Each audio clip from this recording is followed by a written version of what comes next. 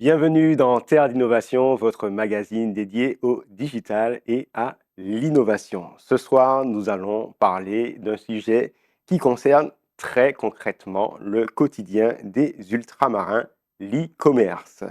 Acheter en ligne aujourd'hui, c'est devenu un réflexe pour des millions de Français en France hexagonale, mais en Martinique et dans les DOM, commander sur Internet reste souvent un parcours du combattant. Frais de livraison élevés, délais longs, taxes difficiles à comprendre. Alors une question se pose, l'e-commerce est-il réellement accessible dans nos territoires? Ce soir, dans Terre d'innovation, on va essayer de décrypter les enjeux, les freins, mais aussi les opportunités de l'e-commerce en Martinique et dans les DOM. Comment le démocratiser? Comment éviter qu'il ne creuse les inégalités? Et puis, quelles solutions existent déjà aujourd'hui? Pour en parler, j'ai le plaisir de recevoir un entrepreneur, un directeur, Louis-Arthur Germont. Bonsoir. Bonsoir, Manuel. Vous êtes directeur général d'Aramenon et aussi, d'Amarena, pardon, et aussi de la plateforme Dom Market. Tout à fait. Terre d'innovation, démocratiser l'e-commerce en Martinique et dans les DOM, c'est parti.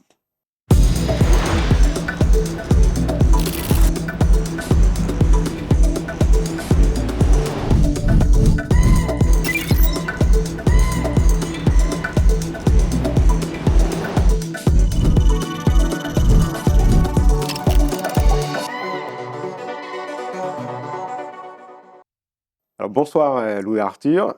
Pour commencer, est-ce que vous pouvez nous présenter brièvement votre parcours et puis l'activité d'Amarena et de dommarket.fr? Oui, bien sûr. Bonsoir, Manuel. Alors, mon parcours est un peu atypique. J'ai grandi ici, en Martinique. Je suis parti faire mes études d'abord en France hexagonale, puis à Singapour et ensuite à Londres. J'ai eu une première carrière dans la finance des marchés en Angleterre. Et ensuite, en 2021, j'ai décidé d'entreprendre, de quitter le monde de la finance pour aller dans le monde réel, du concret. Et c'est en 2021 qu'a commencé l'aventure Amarena. Alors, dommarket.fr, c'est une plateforme qui est lancée par Amarena, du coup, c'est ça? Exactement. Donc Amarena, c'est la structure, la société qui développe des outils et aussi des activités e-commerce. Et notamment, on a développé dommarket.fr, qui est un site e-commerce, aujourd'hui qui est le partenaire d'Amazon en Outre-mer. On est leur revendeur officiel sur les territoires ultramarins. Et notre but, c'est de pouvoir apporter de la concurrence, du prix, du service, en assurant de la confiance, du SAV pour les clients de Martinique, de Guadeloupe, Guyane et Réunion. Alors, on va y revenir, bien sûr, mais aujourd'hui, déjà pour comprendre les écarts, quand on parle d'e-commerce en Martinique et dans les DOM, où est-ce qu'on en est réellement par rapport à l'Hexagone? Alors, c'est toujours très compliqué parce que dans l'e-commerce vont être inclus les billets d'avion que les consommateurs ici vont prendre sur Internet, les services digitaux qu'ils peuvent payer sur Internet. Mais plus ou moins en France hexagonale, enfin non, en France, la FEVAD a dit sur les années 2024, le e-commerce représente à peu près 130 milliards de chiffre d'affaires. Le PIB de la Martinique et des DOM-TOM représente à peu près 5% du PIB hexagonal. Du coup, on devrait être autour des 5 milliards de chiffre d'affaires en e-commerce. Les données montrent que nous sommes bien en dessous, à peine à 10% de cette valeur-là. Mais il y a une marge de progression qui est énorme pour nos territoires. Il suffit d'apporter l'offre pour répondre à la demande. Et justement, on sait que les ultramarins sont très connectés. Comment vous expliquez ce paradoxe entre usage d'Internet et le faible développement de l'e-commerce? Oui, alors l'usage, alors déjà l'accès à Internet est le même qu'en Hexagone. On a des taux d'accès à Internet autour des 80% en Outre-mer. Tout le monde a un smartphone, tout le monde a accès à Internet, on a accès à la 5G. Donc ce n'est pas une question de moyens technologiques, mais plutôt une question de disponibilité de l'offre. Aujourd'hui, effectivement, on a accès à tous les sites hexagonaux, internationaux, américains comme asiatiques. La problématique, en tout cas la question, c'est je peux acheter, mais comment je peux récupérer ou me faire livrer ma marchandise? Alors, on va justement regarder différents freins, notamment on va s'intéresser aux freins majeurs, potentiellement la logistique, la fiscalité et la confiance. Au niveau de la logistique aujourd'hui, on entend que livrer dans les DOM, ça coûte cher, très cher. est-ce que c'est vrai? C'est quoi les enjeux en fait logistiques pour livrer dans les DOM aujourd'hui? Oui. Alors, la plupart des acteurs e-commerce ou la plupart des réseaux de distribution, les réseaux logistiques qui vont livrer à l'international, je ne prends pas juste le cas des dom-toms, vont se faire principalement par avion.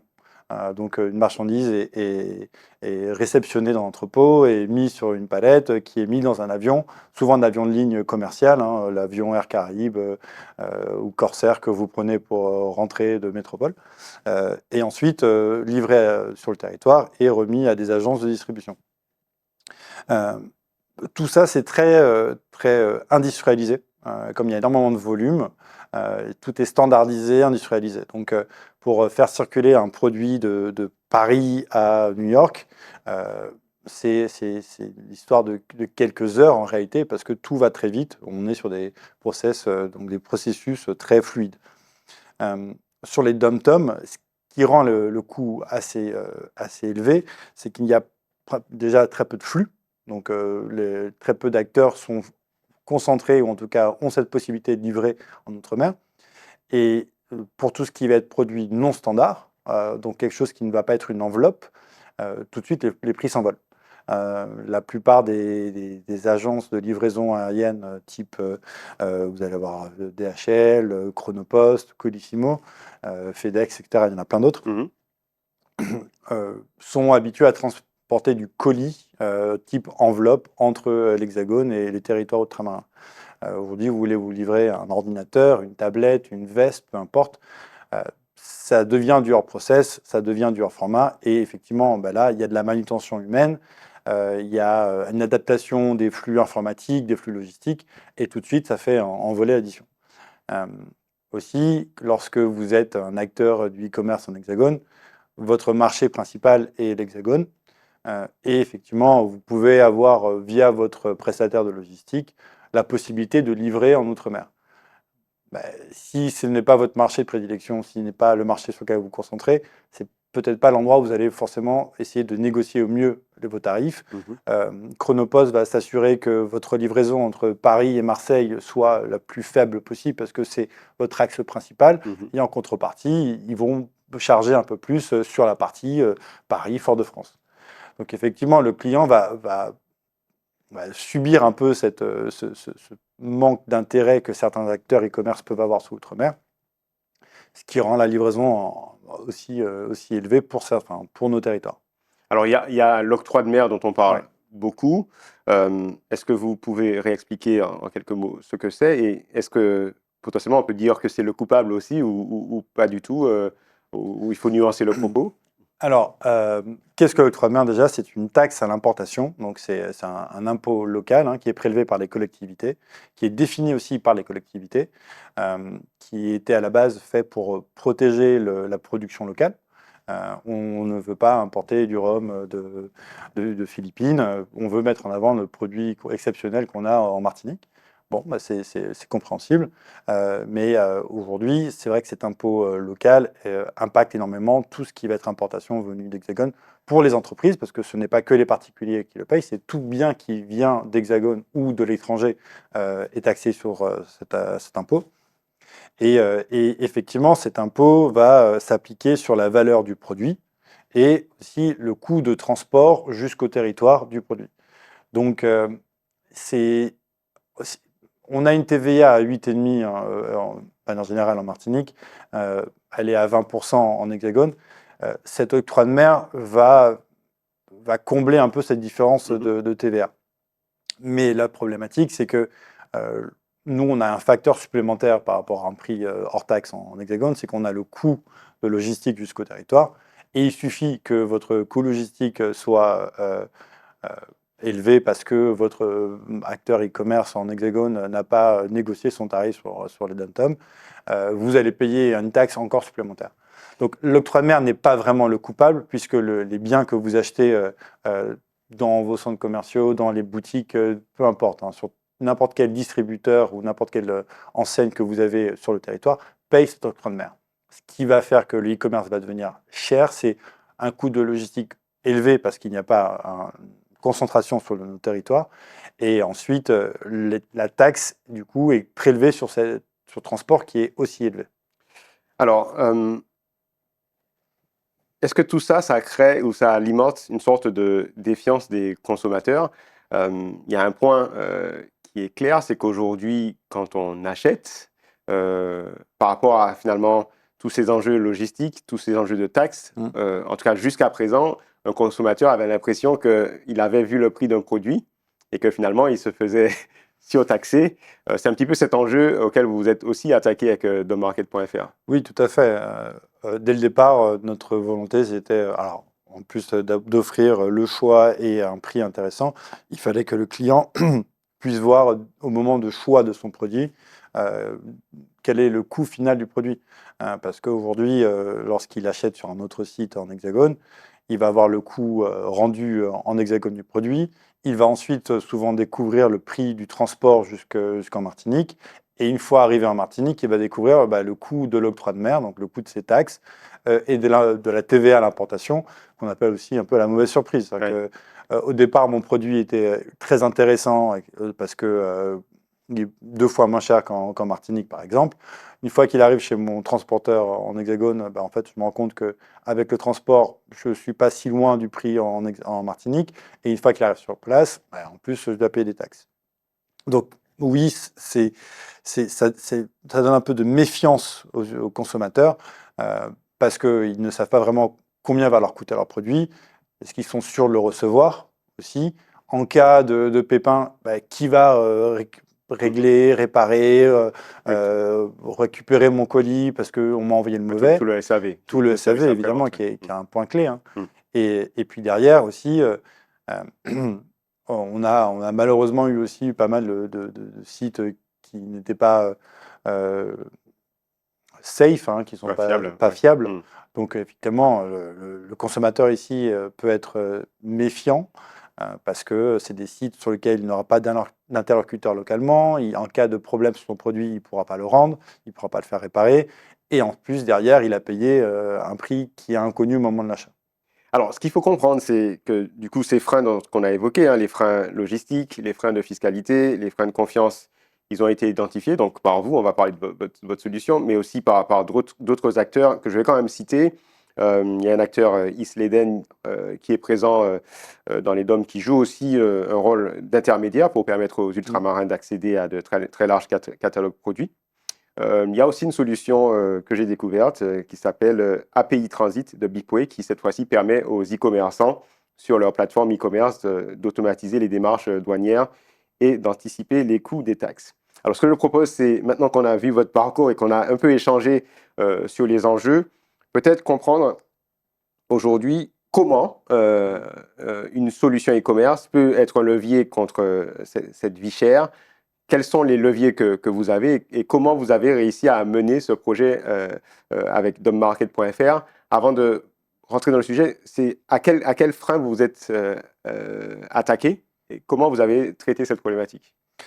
Oui, alors nous, notre objectif dès le départ, c'est de proposer le plus grand nombre de produits possible au meilleur prix aux consommateurs des Outre-mer. Donc, nous, notre objectif, dès le départ, notre volonté, c'était euh, simplifier tout le parcours d'achat du client et lui apporter les garanties nécessaires pour avoir sa confiance. Donc, pour le deuxième point, pour les garanties nécessaires, nous sommes un partenaire de but. On est une filiale justement du groupe CAFOM. Et notre but, Sans jeu de mots. sans jeu de mots, c'était de dire à nos consommateurs, aux navigants, enfin, ceux qui vont sur Internet et qui voient une pub DomMarket, DomMarket.fr, c'est pas juste un site sans attache locale, c'est c'est le partenaire de but dans tous les Outre-mer. Donc, vous avez en cas de pépin un interlocuteur physique avec qui vous pouvez vous adresser. C'est là où vous allez récupérer vos colis. C'est aussi en cas de problème sur la marchandise, c'est à eux que vous allez remettre votre produit, c'est eux qui vont vous l'échanger. Donc, chercher un partenaire de confiance, c'était c'était une de nos priorités, c'était dire, OK, on veut rassurer les consommateurs en leur disant, nous, on n'est pas juste un site comme ça, on est aussi un acteur présent physiquement. Notre deuxième volonté, ce qui était de proposer le plus grand nombre de produits au meilleur prix, idéalement, c'était d'aller chercher l'acteur qui a le plus grand nombre de produits, et Amazon est cet acteur. Aujourd'hui, Amazon, c'est 500 millions de produits. On a pu rentrer en contact avec eux, échanger et établir un partenariat entre eux et nous, qui nous permettent d'être leur revendeur officiel, leur partenaire officiel en Outre-mer. Et en fait, Amazon nous a donné accès à la totalité de leur catalogue. Donc, tous leurs produits sont disponibles sur dumbmarket.fr. Et derrière, nos systèmes sont connectés à leur système par des API. Ce qui fait que le consommateur, lorsqu'il va sur dumbmarket.fr, qui cherche tablette, va retrouver l'ensemble des produits proposés par Amazon. Nous, ce que nous avons développé aussi, c'est des modèles informatiques qui vont venir récupérer des informations qu'on reçoit d'Amazon, mais aussi beaucoup d'informations qu'Amazon n'est pas capable de nous envoyer, ou n'est pas en mesure de le faire immédiatement, notamment les données logistiques et douanières et fiscales. Et en fait, nos modèles informatiques basés sur de l'IA vont aller calculer ou récupérer ces informations, enrichir les informations du produit et nous permettre de donner au client un prix final incluant le transport, incluant l'octroi de mer, la TVA, etc., rendu en Martinique. Donc en fait, vous vous êtes attaqué à cette problématique qui était combien le produit va me coûter réellement au final. Exact. Et donc, vous assumez le risque aussi potentiellement si vous vous êtes trompé. Tout à fait. Voilà. Tout à fait. Donc c'est pour ça aussi que l'échange de données est primordial, et avoir des modèles qui nous permettent de calculer un prix juste, c'est important parce que le client, lorsqu'il va voir un prix de 19,68 € sur le site, il paye 19,68 € et c'est tout. Si Amazon a mis le produit, par exemple, dans un carton qui fait 3 fois la taille et a rempli le carton de carton, ou peu importe, de quelque chose qui va alourdir le colis, la différence, on ne la demande pas au client. Notre promesse client, c'est ce que vous voyez, c'est ce que vous payez et c'est tout. Et évidemment, derrière, une autre problématique qu'on a eue et sur laquelle on s'est attaqué, c'était le délai de livraison. Tout à fait. L'enjeu logistique aussi et des délais, oui. Exactement. Donc, effectivement, à commander un colis et puis le recevoir l'année suivante, c'est pas intéressant pour le client, même si le prix est très faible. Donc, on a amélioré notre chaîne logistique avec nos partenaires. On s'est engagé auprès de compagnies aériennes pour pouvoir avoir des espaces dédiés dans les avions pour justement la marchandise. Et petit à petit, on arrive à vraiment réduire le temps de livraison. Aujourd'hui, sur une livraison rapide qui passe par avion, on est vraiment entre 5 et 12 jours, 15 lorsqu'on a un problème. Pour la livraison maritime, en Martinique, on est à moins de 30 jours. Aujourd'hui, on essaie de trouver un moyen de le garantir aux clients. Mais bon, les aléas du port, les aléas de la météo ou les aléas des compagnies aériennes, on les subit un peu. À nous de pouvoir communiquer de manière transparente et plus proactif avec le client pour lui dire, écoutez, le container dans lequel est votre commande est bloqué au port pour des raisons douanières, ou par exemple, il y a eu une embarcation d'alimentaire au départ d'Hexagone. La marchandise est restée un jour sur le quai, mais elle part demain et vous l'aurez après-demain. Alors, j'avais quand même une question qui va intéresser nos téléspectateurs, c'est qu'on avait quand même l'impression qu'il y avait structurellement un surcoût de la vie en Martinique. On parlait de 40%. Alors évidemment, différent en fonction des familles de produits. Finalement, quand vous allez au bout de votre expérience avec dumbmarket.fr, est-ce que vous avez aujourd'hui des chiffres de comparaison, peut-être par famille de produits, pour savoir quel est le supplément, le surcoût? Est-ce qu'il y a des exemples que vous pouvez nous donner? Alors, ça va vraiment dépendre. Alors, je vais essayer de donner le plus d'exemples possible, mais ça va vraiment dépendre en tout cas sur Dumbmarket, de deux choses. C'est-à-dire que la valeur du produit et le volume du produit. Un produit de valeur élevée avec un petit volume, vous allez souvent même être moins cher qu'en Hexagone parce que nous n'avons pas 20% de TVA. On a 8,5%. Donc, il y a des produits sur lesquels on arrive à avoir le même prix qu'en Hexagone. Parce que un produit qui est faible, a un faible volume, un faible poids, le transport va coûter très peu. Un produit qui a une valeur élevée, le 20% de TVA dessus a un impact assez important. Donc, certains produits, on arrive à avoir, on est même surpris nous, hein, on arrive à avoir des prix identiques à ceux de l'Hexagone. Là, on va avoir une différence, ça va être sur les produits qui ont une faible valeur et un volume élevé. Donc là, effectivement, on peut aller sur The Market 30 à 33% plus élevé que le prix en hexagone. Mais sur la majorité des produits, si on compare un produit TTC en hexagone et un prix TTC en hexagone, donc toute taxe comprise, et un produit TTC en outre-mer, on est autour des 20-25% sur The Market.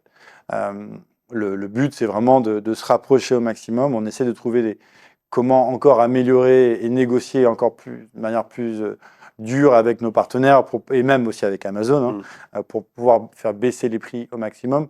Parce que nous, le rêve, c'est de pouvoir dire demain aux consommateurs de Martinique, l'alimentaire, le bricolage, le matériel de sport et tout ce qui est jardinerie, meubles, électroménager, on le fait le plus proche possible du prix hexagone. Je comprends. Il y a une question, parce que le temps file, c'est aussi, vous l'avez évoqué, l'enjeu du service après-vente. J'ai commandé un produit, notamment dans tout ce qui va être mode. Le produit ne me convient pas, ou voilà. Avant, effectivement, on avait cet enjeu de se dire qu'il y a cette relation client qui se coupait avec le commerçant. Comment vous vous assurez, et c'est quoi les règles d'ailleurs sur dommarket.fr en cas de non-satisfaction par rapport à un produit? Alors, en cas d'erreur sur le produit que vous avez commandé, donc on vous a livré le mauvais, en cas de non-satisfaction du produit, on applique la loi française qui est, vous avez un délai de rétractation de 14 jours. Donc, vous avez commandé une jolie veste bleue, celle qui vous a été livrée est trop petite, vous nous la rapportez et on vous renvoie soit une veste de la taille qui vous convient, soit on vous rembourse le produit. C'est dans nos contrats avec nos clients. On s'assure du retour et du respect déjà de la loi française. Et ensuite, en cas de problème sur un produit, vous avez commandé une tablette, elle est défaillante au bout d'un an, on est légalement dans l'obligation de réparer vos produits pendant 2 ans. Donc on répond aussi à cette obligation légale et on estime que c'est normal. Vous achetez un produit en hexagone sur Internet, vous avez le droit au retour, vous avez le droit à la réparation. En Martinique, c'est censé et ça doit être la même chose. Très bien. Dans quelques secondes, je vous retrouve pour la masterclass. Le temps pour moi de remercier mon invité, Louis-Arthur Germont, merci, directeur général d'Amarena et porteur donc du projet dommarket.fr qui est bien vivant. Merci beaucoup. Place à la masterclass.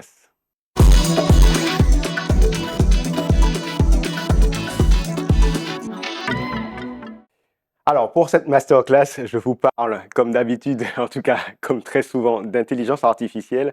Je vais vous parler d'Atlas. Atlas, c'est le nouveau navigateur web qui a été lancé il y a quelques mois par ChatGPT, donc par OpenAI, qui est la maison mère de ChatGPT. Il faut savoir qu'il y a beaucoup d'entreprises aujourd'hui qui commencent à travailler sur des nouveaux navigateurs.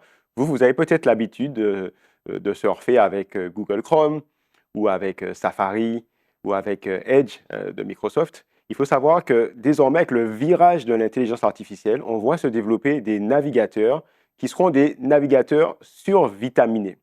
Ici, je vous présente Atlas. Atlas, c'est le navigateur qui a été lancé par OpenAI et donc vous avez ChatGPT qui est intégré. Et la vraie nouveauté de ces navigateurs, c'est que premièrement, vous allez pouvoir faire des recherches, indiquer ce qui vous intéresse et vous allez pouvoir avoir que le navigateur cherche pour vous des informations. Et vous allez même pouvoir demander au navigateur de prendre des actions pour vous. Il va vraiment s'intégrer à votre flux, donc votre flux de travail ou votre flux global. Vous allez lui demander tout ce que vous voulez, rechercher un voyage, rechercher un produit, aller faire du shopping pour vous, faire voilà, un certain nombre d'actions. Donc moi, j'ai téléchargé pour vous montrer Atlas. Donc là, je suis dans Atlas. Vous voyez, donc ça ressemble à ChatGPT, sauf que vous allez finalement lui poser des questions par rapport à une recherche à faire et des actions à faire. Donc là, je lui ai demandé s'il était possible de trouver une sélection de 3 valises voilà, de couleur noire à moins de 200 € sur le site de Dom Market Martinique. Donc en fait, vous voyez, je n'ai pas eu à aller sur le site web, je n'ai pas eu à faire la recherche, c'est lui-même qui a fait la recherche, qui a exploré. Donc, il va se lancer, naviguer. Vous pouvez voir en tâche de fond comment il va véritablement se débrouiller. Donc, il m'a retrouvé une sélection de valises. Voilà. Et donc, on va pouvoir comme ça continuer la conversation. Donc, après, il m'a posé une question. Est-ce que je veux simplement tout type de valises ou est-ce que je veux des valises de 55 cm? Est-ce que je veux qu'elles soient à coque rigide ou finalement des valises qui seront souples, en tissu? Et donc, j'ai répondu que je voulais des valises en coque rigide. Et donc, il est reparti pour une recherche et donc, il a trouvé des produits. Et finalement, je lui ai proposé de commander carrément la valise pour moi.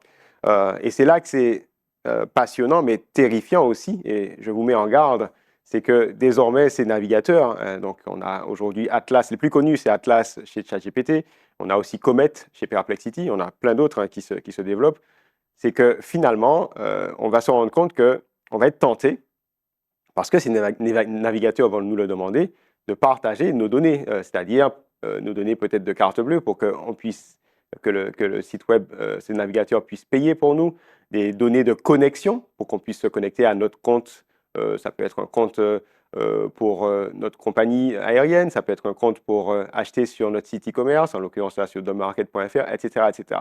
Et donc, il y a ce vrai enjeu dans lequel on est, où on va peut-être basculer. Il y aura vraiment ces enjeux de confiance. Il faudra qu'on fasse attention, se poser la question de s'il y a vraiment les garde-fous pour finalement permettre à l'IA, comme là je lui ai demandé, d'aller chercher un produit pour moi. Donc, c'est vraiment aussi vers ça qu'on est en train de basculer, ces navigateurs survitaminés.